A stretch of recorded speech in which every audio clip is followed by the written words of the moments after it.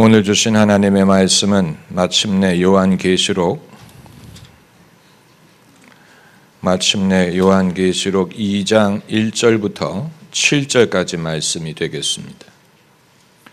요한계시록 2장 1절부터 7절까지 우리 함께 읽겠습니다. 에베소 교회 사자에게 편지하기를 오른손에 7뼈를 붙잡고 7 금 촛대 사이에 단시는 이가 가라사대 내가 내 행위와 수고와 내 인내를 알고 또 악한 자들을 용납지 아니한 것과 자칭 사도라 하되 아닌 자들을 시험하여 그 거짓된 것을 내가 드러낸 것과 견디고 게으르지 아니한 것을 아노라. 그러나 너를 책망할 것이 있나니 너의 처음 사랑을 버렸느니라. 그러므로 어디서 떨어진 것을 생각하고 회개하여 처음 행위를 가지라. 만일 그리하지 아니하고 회개치 아니하면 내가 내게 임하여 내 촛대를 그 자리에서 옮기리라. 오직 내게 이것이 있으니 내가 니골라당의 행위를 미워하는도다. 나도 이것을 미워하노라. 귀 있는 자는 성령이 교회들에게 하시는 말씀을 들을지어다. 이기는 그에게는 내가 하나님의 낙원에 있는 생명나무의 과실을 주어 먹게 하리라. 아멘. 몇 달에 걸쳐서 기독교의 미래의 기독교에 대해서 말씀을 드렸었습니다. 여러분이 이 주제에 얼마나 관심이 있으신지는 알 수 없습니다. 만일 기독교의 현재에 대해서도 관심이 없는 사람이라면 미래에 대해서는 더욱더 관심이 없을 것입니다. 그리고 우리가 미래를 내어본다고 하더라도 살아서 그것을 볼 사람은 별로 없습니다. 그렇지 않습니까? 신약 성경을 쓴 사람들도 미래에 대해서 많이 내다봤지만 살아서 그것을 본 사람은 없습니다. 요한계시록을 쓴 요한도 자신이 예언한 내용을 살아서 보지 못하고 죽었습니다. 그럼에도 선지자들은 늘 장차 훗날 이후의 세대가 무엇을 준비하고 또 어떤 일을 경험하고 그들을 위한 하나님의 약속이 어떠한지를 말하기를 좋아했습니다. 기독교의 미래가 중요한 이유는 그것이 세계 선교 사역의 방법과 방향을 제시해 주기 때문입니다. 우리는 좀 겁이 많은 편입니다. 겁이 많아요. 선교의 열정은 많은데 선교의 방법과 방향에 대해서는 쉬운 쪽, 승산이 있는 쪽을 선택하려고 할 때가 많습니다. 그래서 성령의 인도를 명분으로 삼아서 쉬운 쪽, 승산이 있는 쪽을 생각하려고 합니다. 제가 늘 말씀을 드렸다시피 세계 선교를 잘 사는 나라가 못 사는 나라를 돕는 쪽으로 해야 된다고 생각들을 합니다. 그것이 틀리다는 말은 아닙니다. 그러나 성경에 나오는 방법과는 다르다는 것을 말씀드리는 것입니다. 성경에는 사도 바울의 선교 모델이든 빌립의 선교 모델이든 그것이 잘 사는 나라가 못 사는 나라를 찾아가서 도와주고 그리고 복음을 전하는 방식이 아니었어요. 신약 성경의 선교 모델은 그것이 아니었습니다. 그 당시 대부분의 나라는 수준이 비슷비슷했어요. 누가 특별히 더 발전하지 않았고 누가 덜 발전한 것이 아니었습니다. 그러나 바울이 선교 여행을 갔을 때 그는 어떤 의료팀을 대동하지 않았고 어떤 경제적인 도움을 내걸지 않았고 심지어 문명을 앞서간 민족이 후진국에게 문명을 가르치고 교육을 가르치고 그리고 복음을 가르치는 방법으로 하지 않았습니다. 제가 말씀드리는 것은 우리가 선진국이 후진국을 돕는, 발전한 나라가 덜 발전한 나라를 돕는 그런 선교에 국한하게 되면 오늘날 하나님이 하고자 하시는 일을 우리가 생각하지 못하고 그것을 준비하지 못하게 될 것입니다. 우리가 소위 가난하다고 여기는 제3국가, 제3국가란 말은 제1국가는 선진국을 말하는 것이고 제2국가는 중간에 있는 나라를 말하는 것이고 제3국가, the third world, 제3국가는 우리나라도 한때 제3국에 속했습니다. 그런데 하나님의 은총으로 OECD에 가입하게 되고 OECD가 멤버냐 아니냐를 떠나서 우리도 이미 알고 있는 것처럼 여행을 많이 해보신 분들은 아실 것입니다. 대한민국의 생활 수준이 세계 어디에 비교해서도 결코 뒤떨어지지 않는다는 사실을 엄청난 복을 받은 것입니다. 그런데 기독교 신앙이 부흥하고 있는 나라들은 대부분 제3국가들입니다. 아프리카에 아직 복음이 들어가지 않은 나라가 있을 수 있지만 그럼에도 제일 성령의 역사가 강하게 나타나는 나라도 아프리카의 국가예요. 케냐 같은 나라, 나이제리아, 탄자니아, 또 남아프리카 공화국, 이런 나라들은 엄청난 교회 성장이 이루어지고 있습니다. 저희 교회 청년 한 사람이 큰 마음을 품고 아프리카에 가서 사업을 하고 있습니다. 탄자니아에 가서 공장을 세우고 사업을 하고 있는데 거기에 아프리카 교회를 가봤더니 성도들이 많아서 다 예배당에 들어가지 못하고 바깥에 땡볕 아래서 예배를 드리는 성도들이 많은데 예배가 3시간을 지속한다 그래서 3시간. 여러분, 우리가 금요일 날 2시간 찬양하고 예배 드리는 것은 그들에게는 약과의 주일날, 그 더운 여름날 주일 예배가 3시간. 그러니까 그들은 한 번 모였을 때 아예 미천을 뽑을 각오를 하는 것입니다. 이것은 문화적인 요소도 있지만 영적인 열정이 없이는 불가능한 일입니다. 불가능한 일이, 이건 엄청난 신앙적인 열기가 있지 아니하면 불가능한 일이에요. 이러한 부흥이 지구 반대편에 일어나고 있습니다.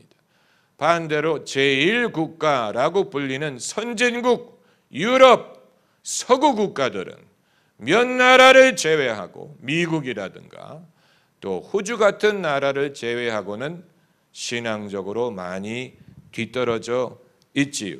그런데 이 부분에 대해서 우리가 기정사실화 했던 것이 반드시 사실이 아닐 수도 있다는 그런 논문을 제가 최근에 읽었습니다. 그것은 유럽인이 유럽의 기독교에 대해서 쓴 논문으로서 많은 사람들이 유럽이 한때 기독교 문명이었다가 그 신앙에서 벗어나서 탈기독교화되었다, 세속화되었다, 한때는 기독교 국가였는데 기독교 신앙을 벗어났다, 이 이론을 기정사실화하고 있는데 그게 사실이 아니다라는 말을 합니다. 왜 그것이 사실이 아니냐면 유럽은 한 번도 기독교 문명이었던 적이 없다는 말을 하는 것입니다. 그게 무슨 말이냐?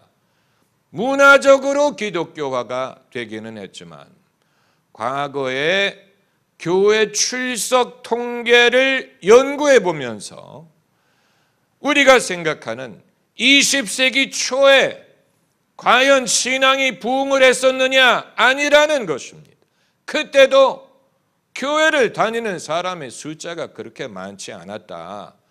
기독교가 유럽에 우리가 생각했던 것처럼 그렇게 부흥했던 적이 없다라는 말을 하는 것입니다. 그렇기 때문에 한때 부흥했다가 이제 쇠퇴한 것이 아니고 한때는 신앙이 중심이 되었다가 탈신앙화된 것이 아니고 옛날에도 그렇게 잘 믿지 않았고 지금 여전히 잘 믿지 않는 것뿐이다. 색다른 주장을 했습니다.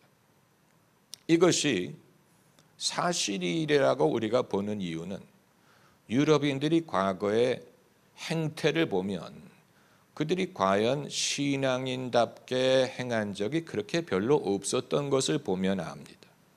그렇지 않습니까? 노예를 잡아다가 노예를 부리고 노예를 팔아먹지 않았나? 남의 나라를 쳐들어가서 그것을 식민지화하고 탈취하지 않았나?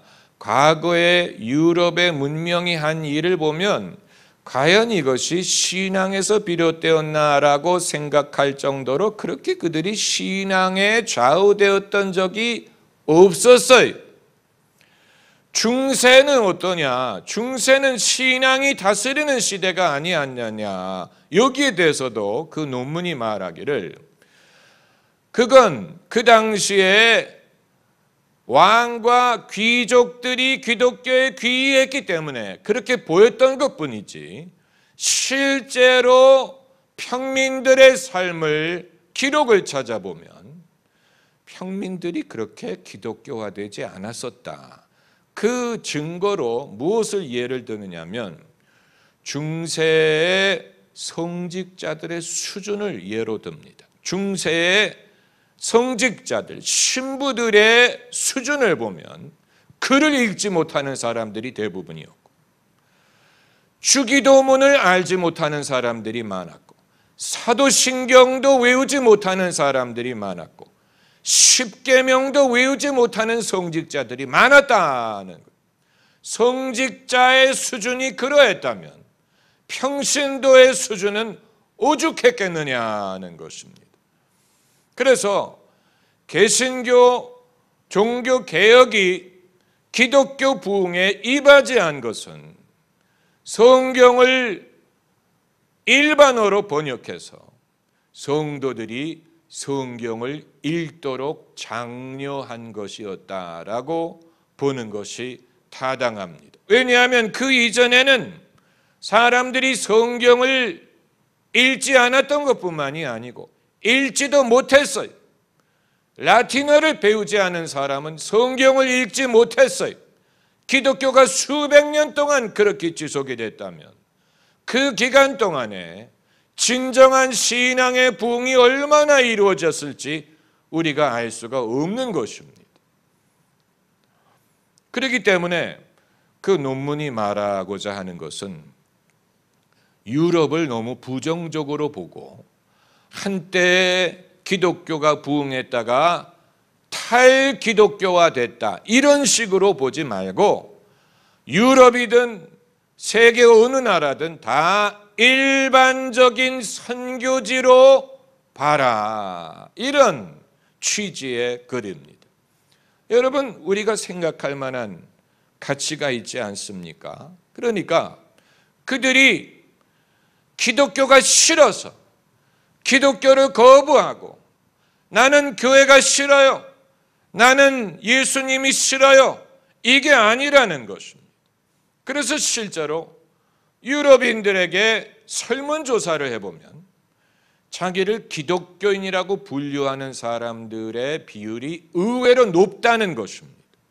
다만 교회 출석률이 낮은 것이 문제라는. 그런데 그 사람들도 평생 3번은 교회를 간대. 유아 세례 받으러, 결혼식 하러, 그리고 죽어서 장례식 할 때.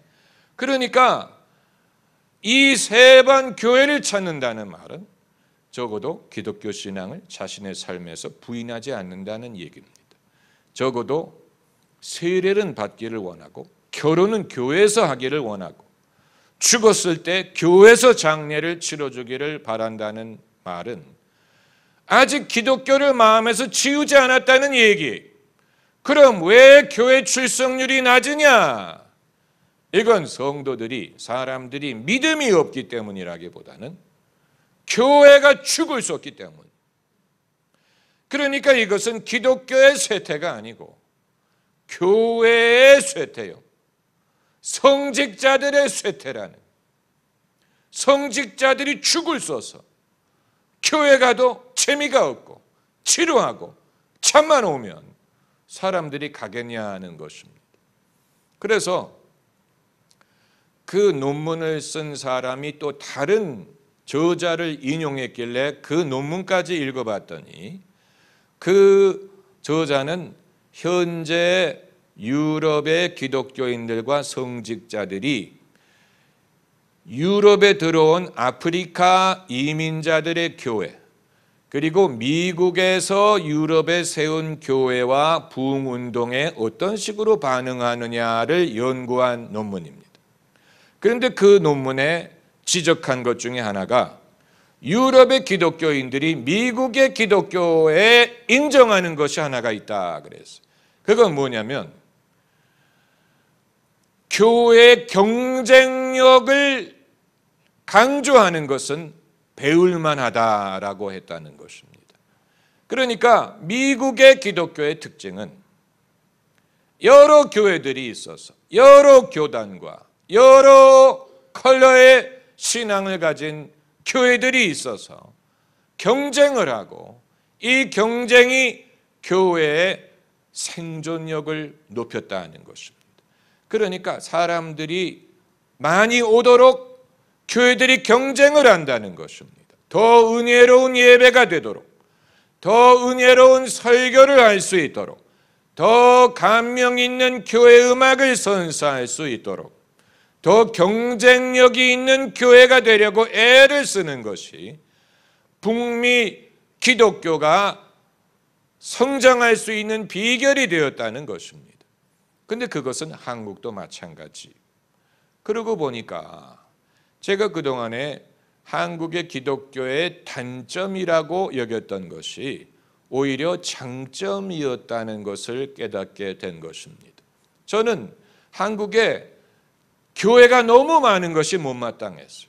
너무 많아. 사실 개신교회가 우리가 보기에도 너무 많죠.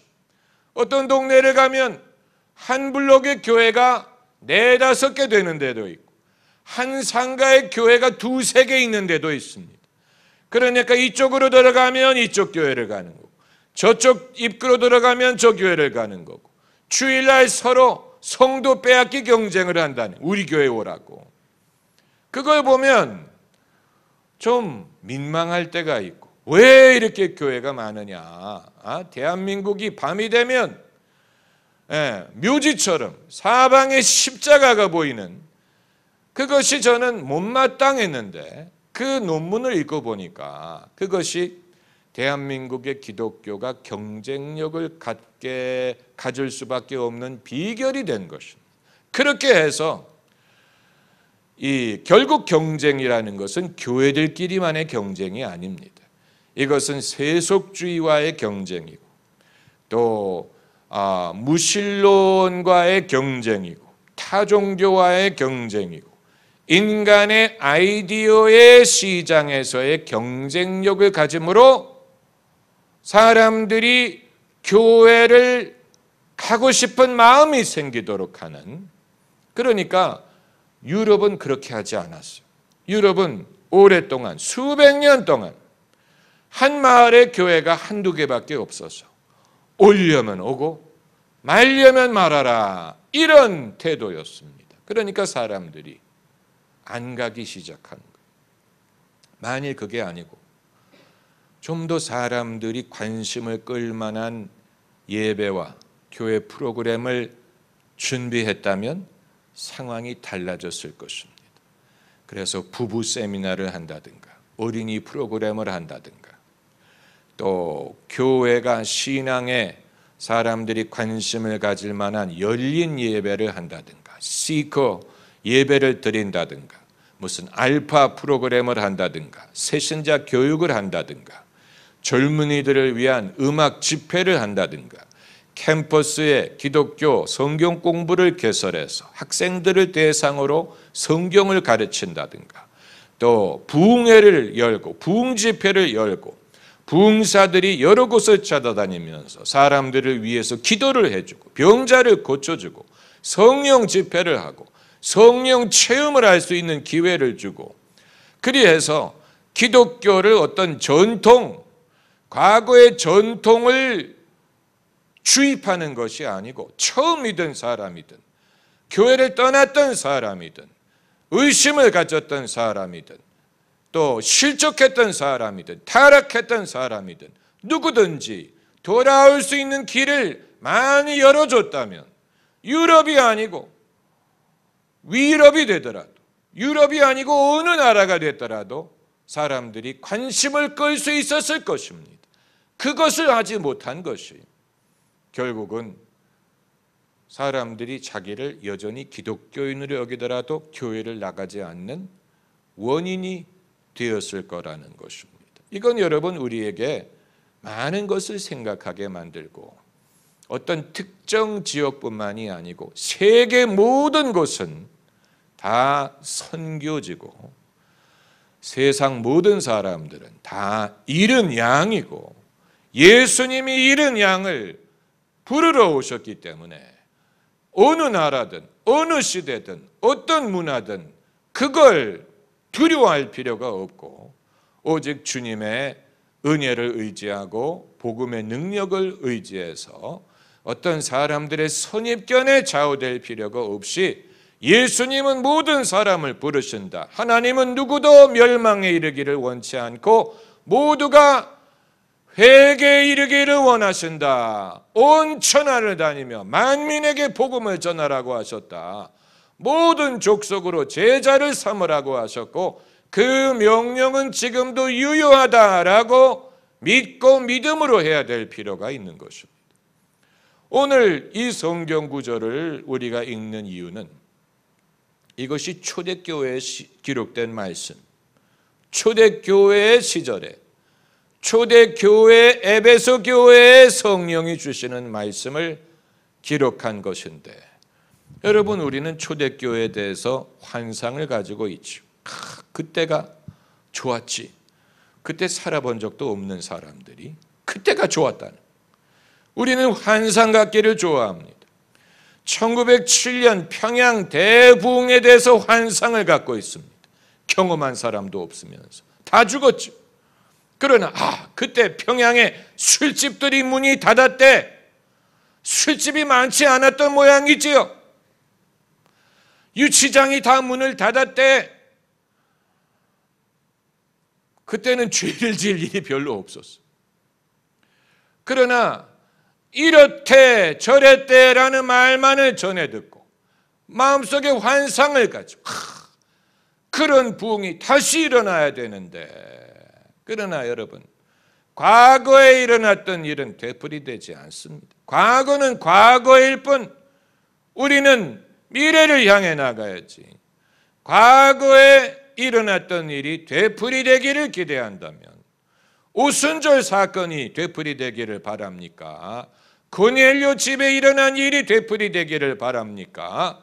성령은 과거에 한 일을 베끼는 분이 아니고 바람처럼 늘 새롭게 역사하시는 분이기 때문에, 그리고 우리가 초대교회에 대해서 환상을 갖는 만큼 초대교회 성도들이 다 완벽했던 것이 아니에요. 그들도 우리와 같은 사람들이었습니다. 여러분, 사람은 어디를 가든 어느 시대든 사람은 여전히 사람이기 때문에 아무리 잘 믿다가도 죄를 지을 수 있고 마음이 식을 수 있고 타락할 수 있고, 이 모든 일은 어느 시대든 일어나는 일입니다. 그렇기 때문에 초대교회인 에베소 교회에 주님이 하신 말씀 중에 뭐라고 말씀하셨냐면 4절에 너를 책망할 것이 있나니 너희 처음 사랑을 버렸느니라. 잃었느니라 라고 하지 않고 버렸다고 했어요. 이건 더 적극적인 것입니다. 어떻게 하다가 잃어버린 게 아니에요. 버렸다고 했어요. 왜 버렸을까? 마음이 식어서 버렸겠습니까? 살기에 불편해서 버렸겠습니까? 다른 유혹이 와서 버렸겠습니까? 이유는 알 수 없지만 이들이 어떤 이유로든지 처음 사랑을 버렸어요.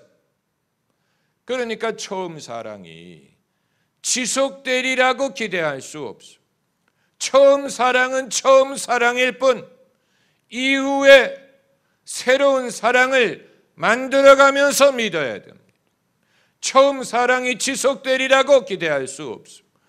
처음의 사랑을 느꼈을지라도 시간이 지나면 그것이 사라집니다. 열심이든 헌신이든 뜨거움이든 능력이든 한때 그것을 가질 수 있지만 그것이 영구적으로 지속되리라고 기대할 수 없습니다. 어떤 이유로든지 그것을 잃어버리게 돼 있습니다. 그럼 잃어버린 후에 어떻게 하라는 말이냐? 다시 찾으면 됩니다.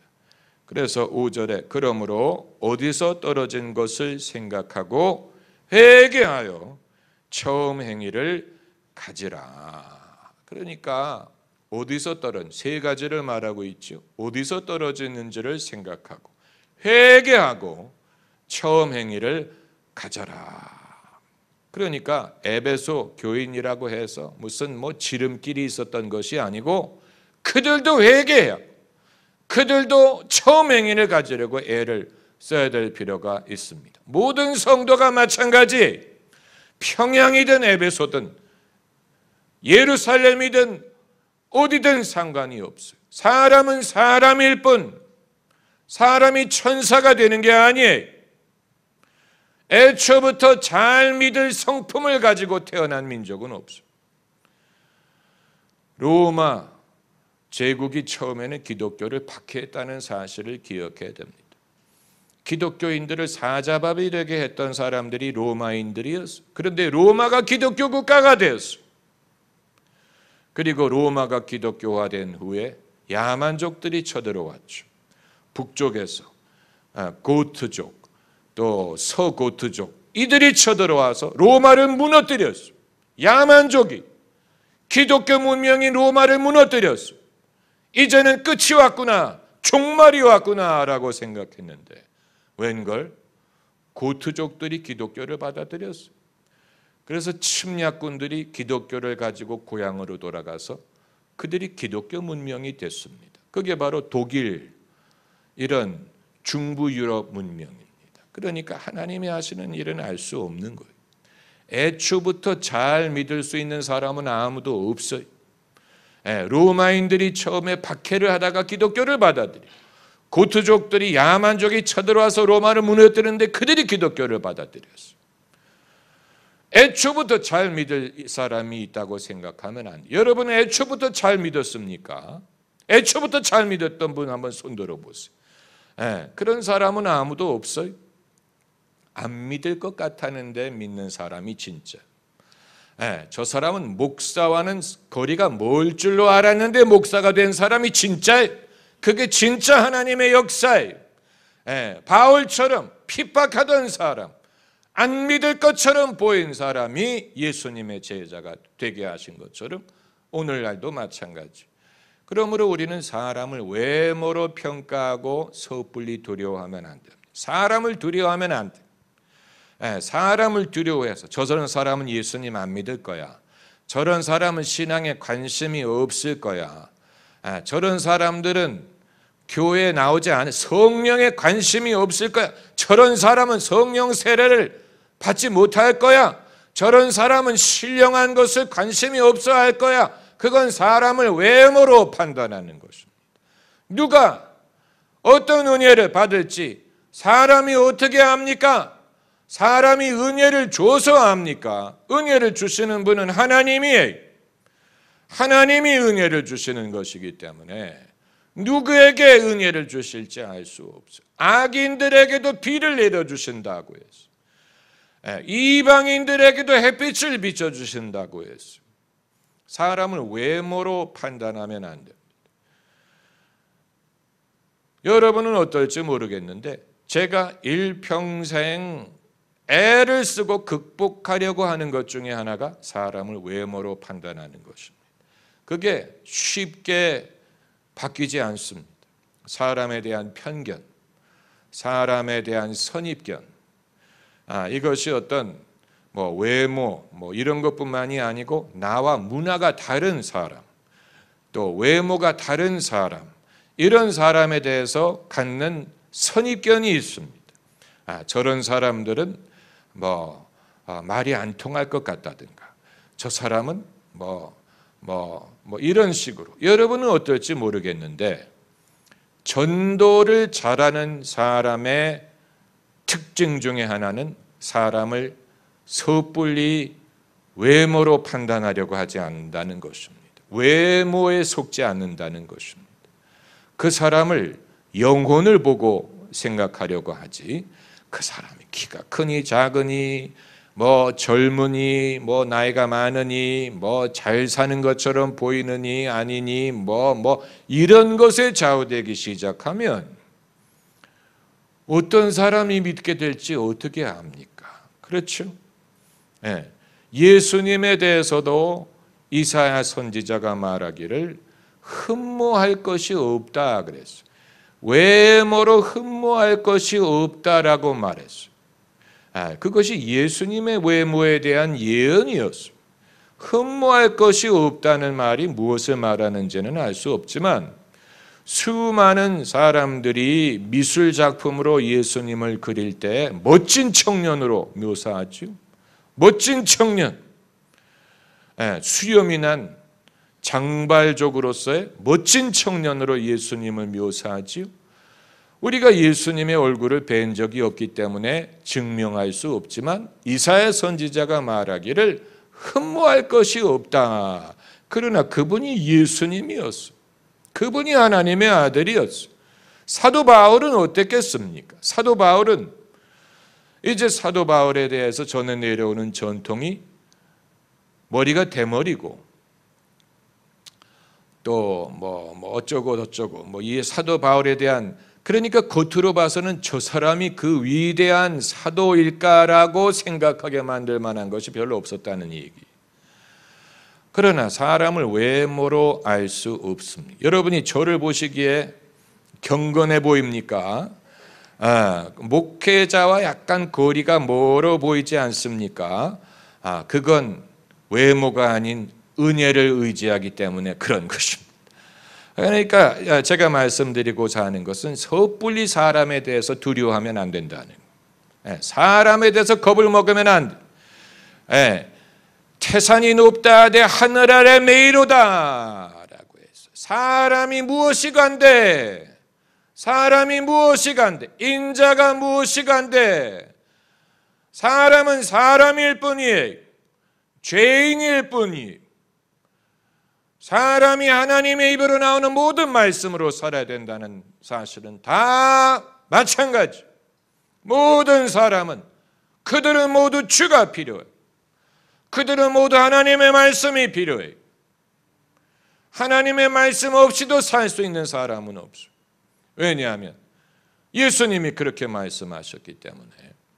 그리고 그 목적으로 우리를 사용하시리라고 하셨어요. 내가 세상 끝날까지 너희와 항상 함께 있으리라. I will be with you always. 얼마나 위대한 말씀입니까?